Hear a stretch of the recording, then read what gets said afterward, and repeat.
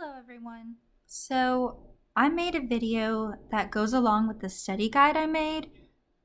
The study guide gives you step-by-step instructions, but for those of you that are visual learners, this might help better. So what you guys learned in class was the chart way of looking at whether it's acidosis or alkalosis, respiratory or metabolic.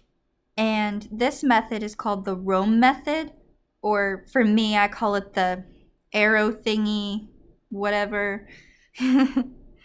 So I find this method so much easier. Instead of going into the test, memorizing what the chart looks like, and then having to recopy it on your scratch paper, and then have it for reference, this is something that you can just do. You just go with it. And it's, once you get this, it is so much easier. Fluid and electrolytes, pH, is confusing stuff. It is hard to understand when you're first learning it. But believe me, this will help you so much. And I really wish that we were taught this in second semester. It would have saved us a lot of trouble. So I'm making this video to give to you guys what I didn't get. And I really, really hope this helps someone. So first of all, SaO2. That is your oxygen saturation. In this case, throw that out the window. That does not matter right now. Usually it's 95% to 100 is what we want. What we learned in first semester is usually 92 to 100 being the range of oxygen. But in this case, if the question is just asking you, what is this? Is it metabolic acidosis or alkalosis, whatever? This is what you use: the pH, the CO2, and the HCO3. You may also get a question that says something like, which one represents metabolic acidosis? And you have to look at the individual answers. They'll have about 4 different pHs, CO2s, and HCO3s, and you have to look at them.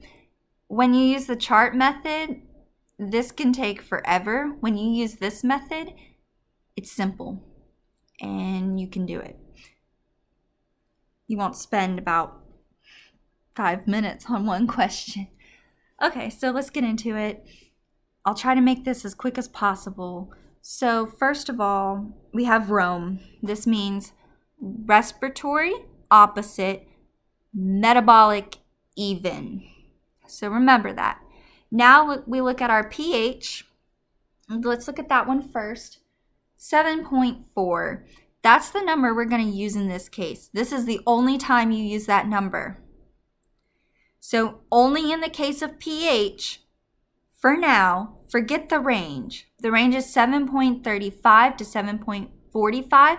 Right smack in the middle is 7.4. That is your perfect pH. That's what we're going to use only in this case. So looking at this one, we see that the pH is decreased, right? Because it's less than 4. So what we're going to do is we're going to draw a down arrow. That means it's decreased. It's down. So that automatically shows us that whatever this is, it's acidosis. Why? Because your pH is low. Low pH is acid. High pH is alkalosis. So if you have less than 7.4, acidosis, higher than 7.4, alkalosis.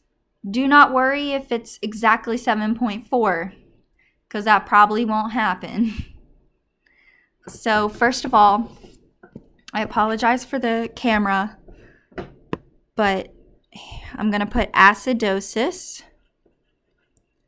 Okay, so then we look at our next 2 numbers. We have our CO2 is 50, so that's raised, right? Because our range is 35 to 45.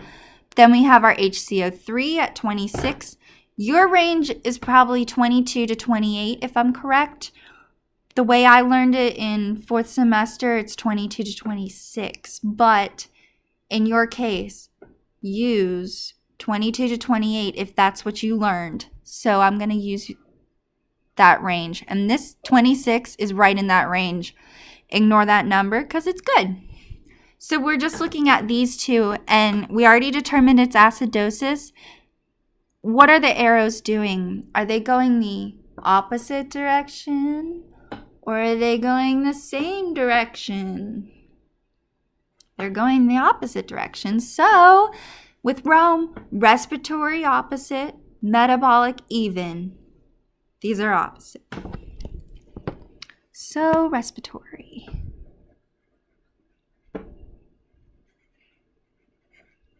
And the more you practice, the faster you will be. So we know it's respiratory acidosis. Great, we can move on. We don't have to spend 5 minutes on a question. I apologize early if it sounds like I'm talking to you like you're stupid. You're not. You guys are fellow nursing majors, and I'm just trying to explain it in the simplest way I can because I have pity. This is hard. It can be really annoying, and if you're one of those people who get it right away, you still have something that's hard for you. So don't judge if this is hard for others, because it was hard for me, especially learning the chart method, because then I had to memorize all of that. But anyways, so this one we're looking at pH. Is it high or low? It's high. CO2, high or low? It's low. CO3, high or low? It's low too. But that's okay. So when we just look at our pH, it's increased. So it is alkalosis.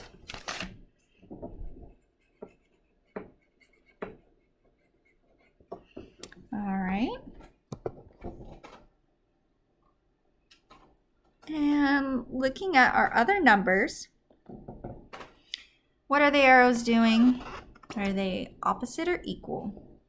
Well, here's the thing. These two arrows are equal. These two are opposite. When just looking at these two numbers, it's wrong. Don't do that. Okay?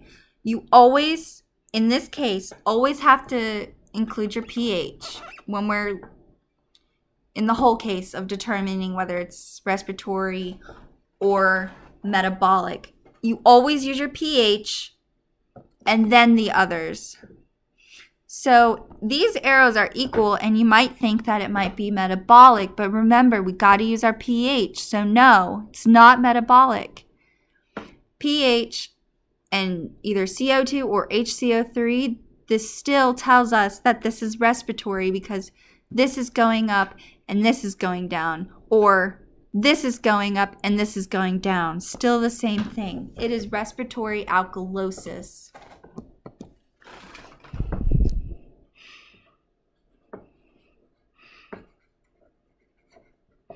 Okay. I know she talked in class about when I was in class, it was about how sometimes this one might be up, and for some reason you're still using your pH. These two arrows are even. These two are opposite.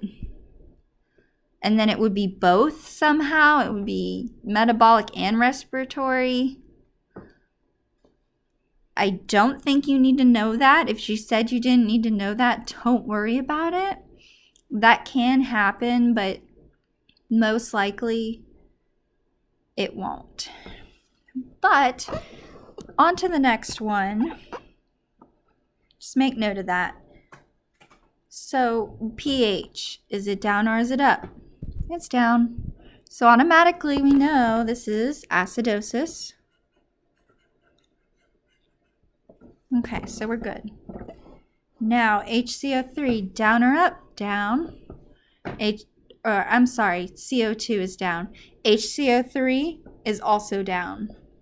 They're all down. So looking up top, at our Rome, respiratory opposite, metabolic even.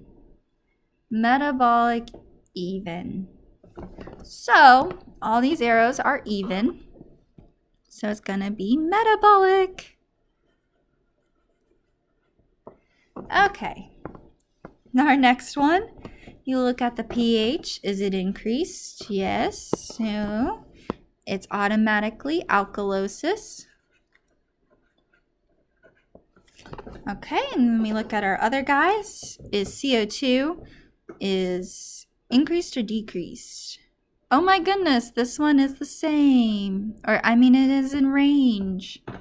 Yay! Is our HCO3 decreased or increased? It is increased because 22 to 28.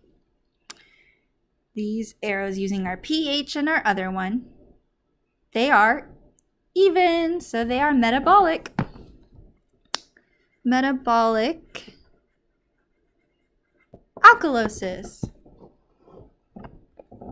Know this. Know how to do this. Do a lot of practice problems and it will help you. You will get to the point where you can look at it and do it in under 5 seconds.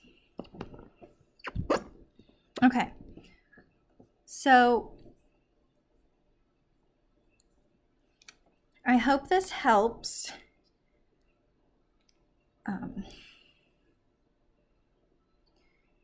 So a couple things that you need to know about fluid and electrolytes. You need to know the signs and symptoms.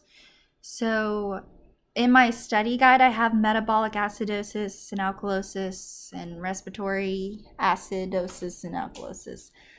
Under each of those sections, I have the causes of each, the signs and symptoms of each, and the treatment of each. Become familiar with this. This will help. Also, for your electrolytes, know the ranges. Know this information very well.